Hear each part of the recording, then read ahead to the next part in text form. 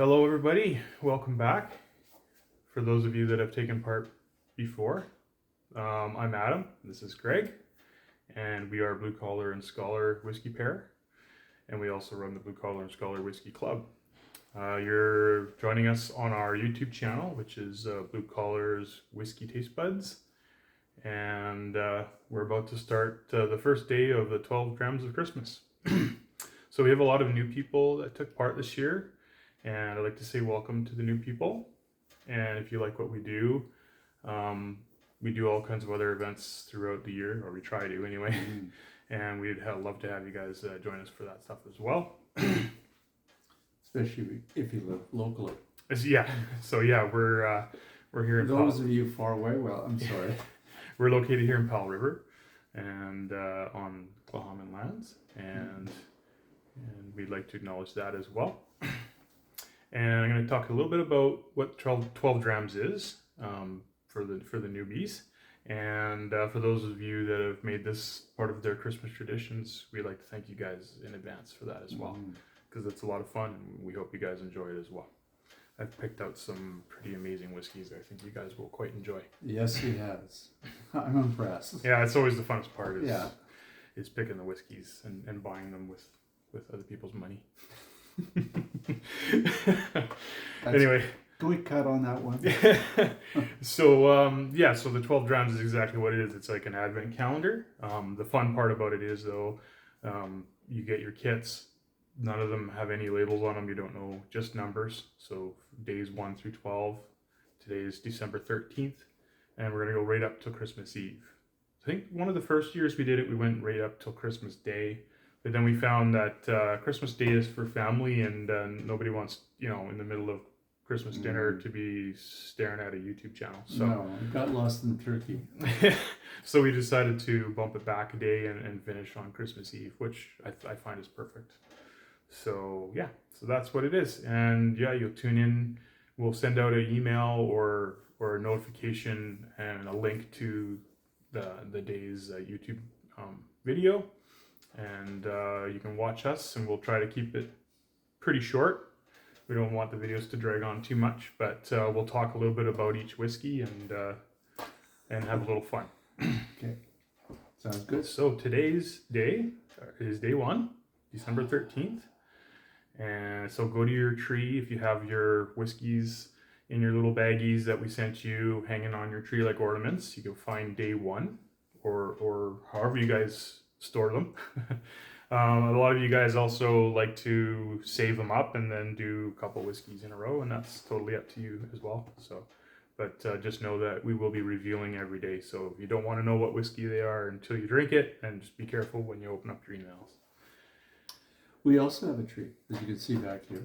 Yes. It represents a different kind of Christmas for some people that had the misfortune or unfortunateness of having to face the fire season in a way that kind of stripped down many things. There's a rather sad looking Charlie Brown tree right now. You can't even probably see it too well behind or in front of the whiskey bar. Ghost. It's a ghost. But there is a little string of lights on there, and we'll hope to add some decorations as we go along here, but we'll see. And just for those of you that haven't been here, we're at the Mick Baxter's Whiskey Bar doing these videos on location. And we'd like to thank them for letting us use their home for that. Anyway, so day 1 reveal. It's a whiskey that's near to my heart, and in fact, I think it's the first whiskey that's been a repeat in the 12 Drams of Christmas. Oh, it has? Yeah, I think we had this one in the very first 12 Drams of Christmas we ever did. I wasn't there. And he was, just not in the videos. And that whiskey is Glen Scotia Victoriana Cask Strength. So Glen Scotia. Here it is in the glass. One for you. Oh, thank you. One for me. We've already pre-poured it. We've got it in our Blue Collar and Scholar Glencairn glasses. That's the color of it there. Cheers.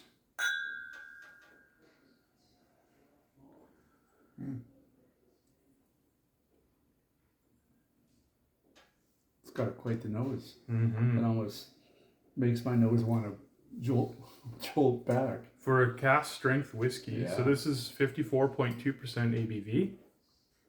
For a cask strength whiskey, I find it's super approachable. It's kind of elegant almost. For like a lot of cask strength whiskeys, there's a lot of fire and a lot of attitude behind it. But this one is just Wow. super approachable. It's from the Campbellton region in Scotland. And it is the smallest whiskey region, but it used to be the largest. Yeah, at one point they had 31 documented illicit stills in Campbellton, and were considered to be the center. Yeah, the sort whole of Scotch industry. whiskey central.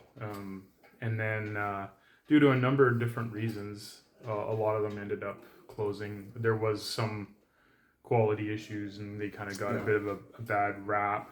The three distilleries that are still operating in Campbellton, is Glen Scotia, Glengyle, and Springbank.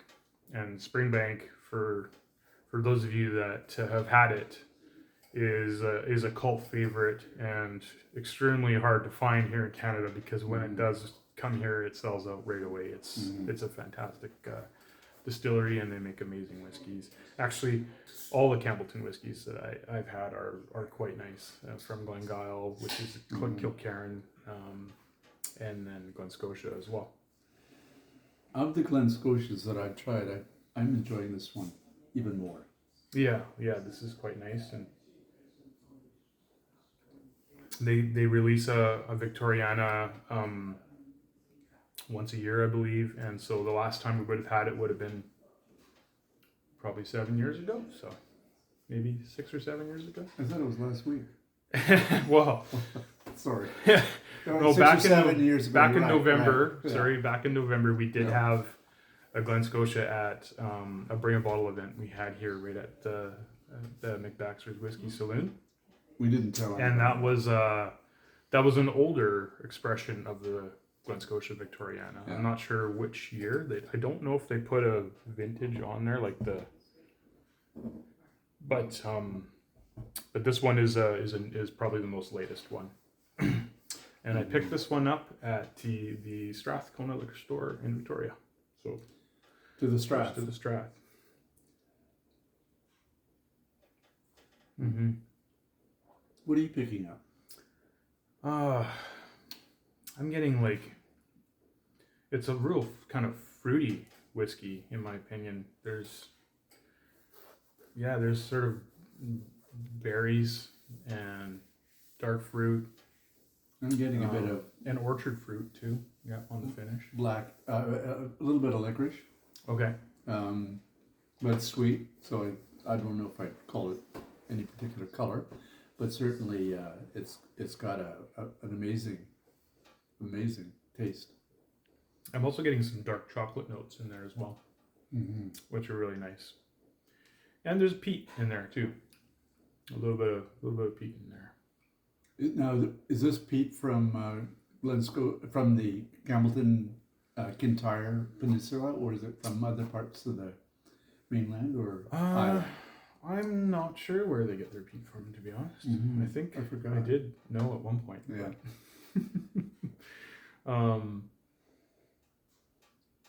one of the things about this particular distillery is that the barley, the peat, and the water supply is all local, and for the most part, and I say the peat is local, I'm just guessing on that part, but I recognize that combination and the traditional methods that they use in the distilling process is what makes it a very fine choice.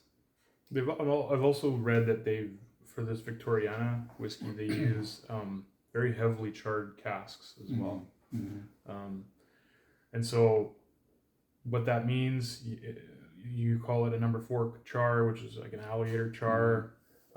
It increases the surface area inside the cask, so you get more wood interaction with the whiskey as it matures. There is no age statement on this whiskey, so I don't know how long it's spent in the cask. But And it does filter out the sulfides and others does, as yeah. well. That's one of the advantages of charring the cask. so anyway, that's day one. Slanchava. Hope you guys enjoyed it. And feel free to leave some comments if you liked it or hated it, or if you got notes that we didn't. We'd love to hear you guys' feedback on all these videos or emails, what have you. Look forward to seeing you guys again tomorrow. Yes. Cheers.